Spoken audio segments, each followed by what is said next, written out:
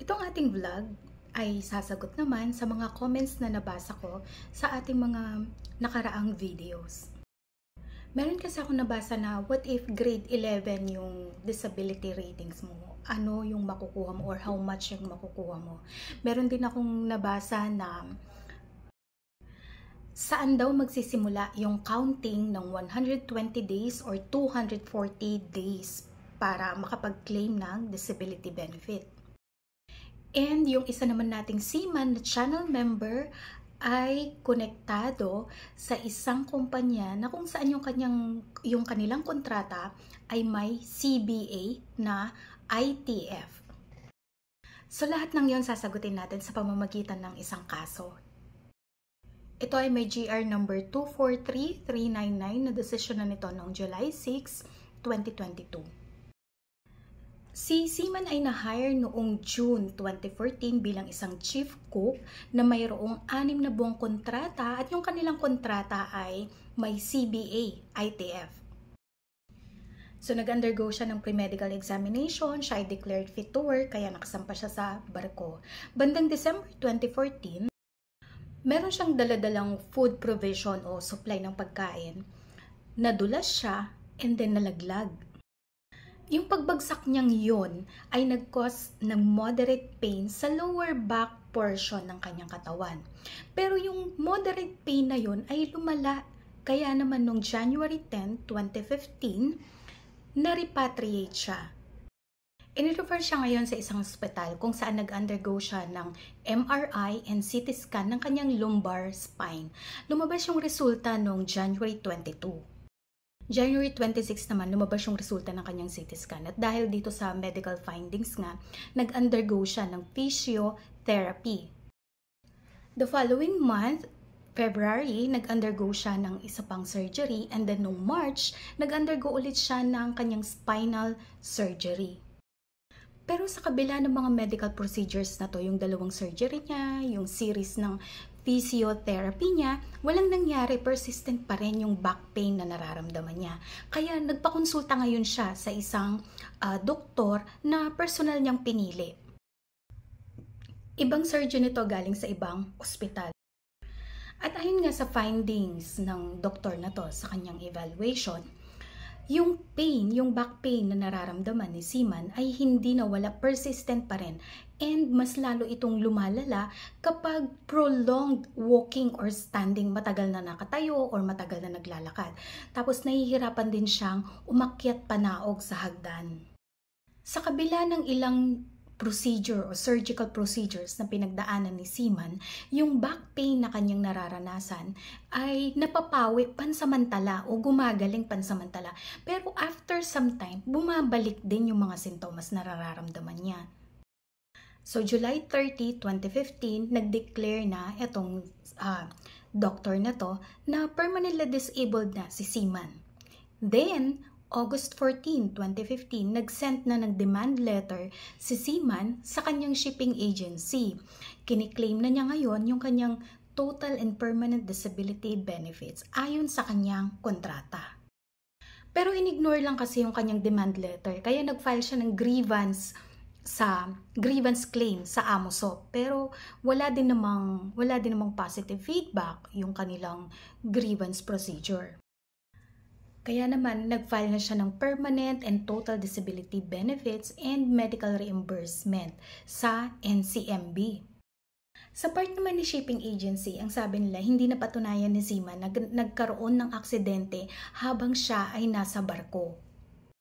At kung meron mang makiklaim si Seaman, ito ay partial disability compensation lamang ayon sa kanilang company designated physician na grade 11. Pero ayon sa desisyon ng arbitrators ng National Conciliation and Mediation Board, entitled si Seaman sa total and permanent disability benefits ayon sa CBA ng kontrata na pinirmahan nito, which is tumataginting na $121,000 US. Sinabi pa nga ng voluntary arbitrator sa kanilang desisyon na kung mayroong CBA, ito ang nagiging batas sa pagitan ng dalawang partido na nakapirma sa kontrata ngayon. Ngayon, umapila si agency. Ang sabi niya, hindi applicable yung CBA. Ang applicable sa kaso na ito, ayon dito kay agency, ay yung grade 11 na rating or yung loss of lifting power ng trunk. Okay? Na may grade 11 disability rating, and ang compensation lamang nito ay $7,465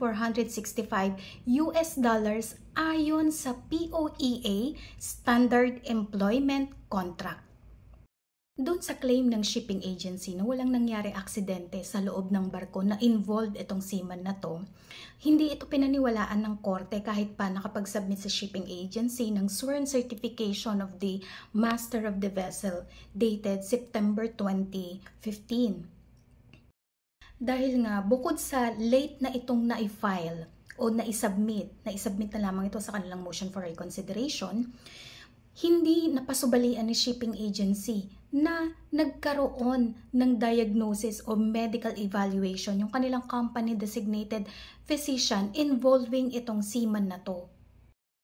And nag-undergo itong seaman na to ng several surgery or surgical procedures para ma-relieve yung kanyang back pain and headache.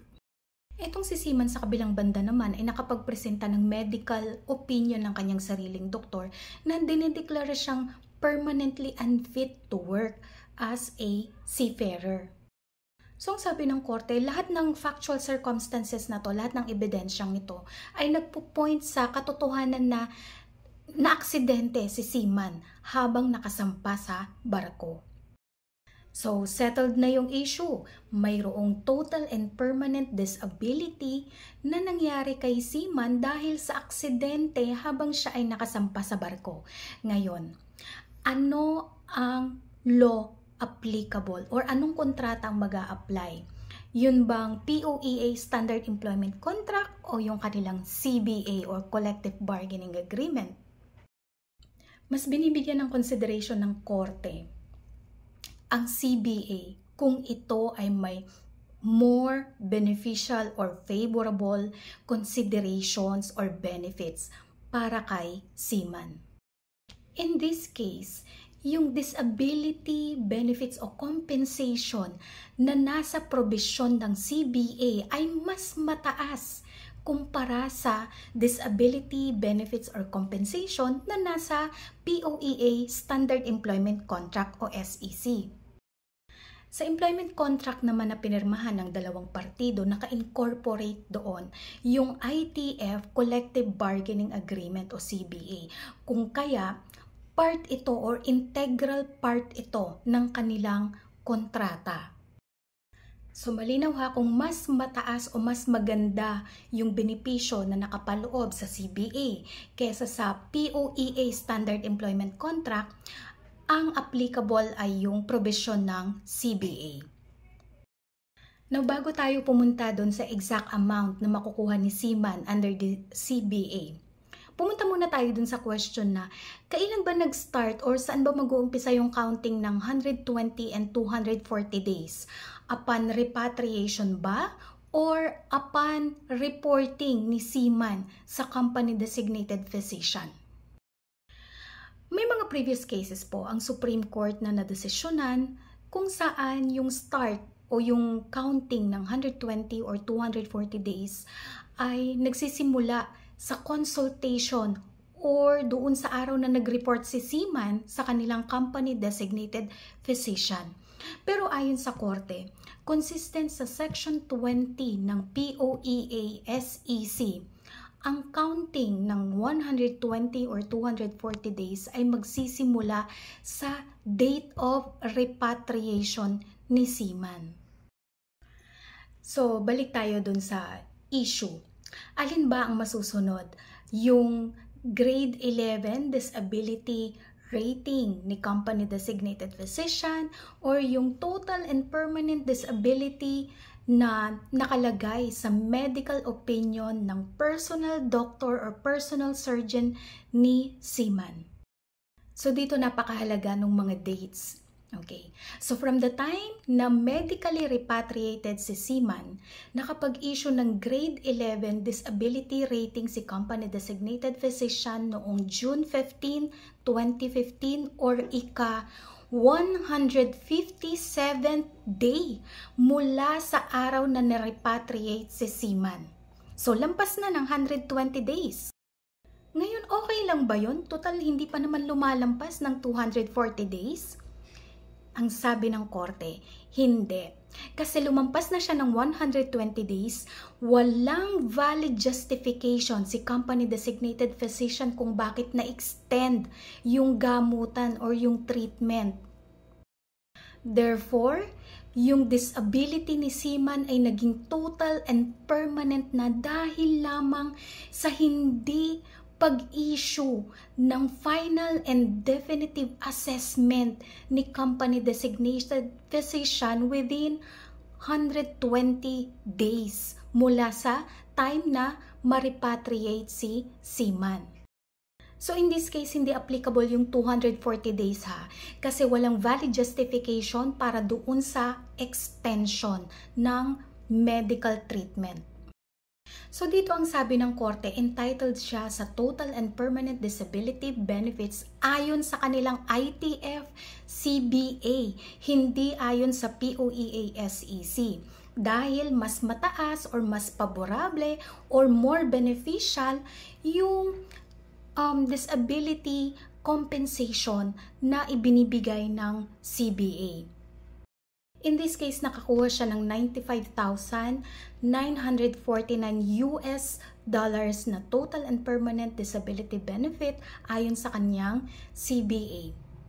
Bumaba, diba, na kung napansin nyo, sa unang desisyon ng voluntary arbitrator or yung mababang korte sa NCMB, $121,000.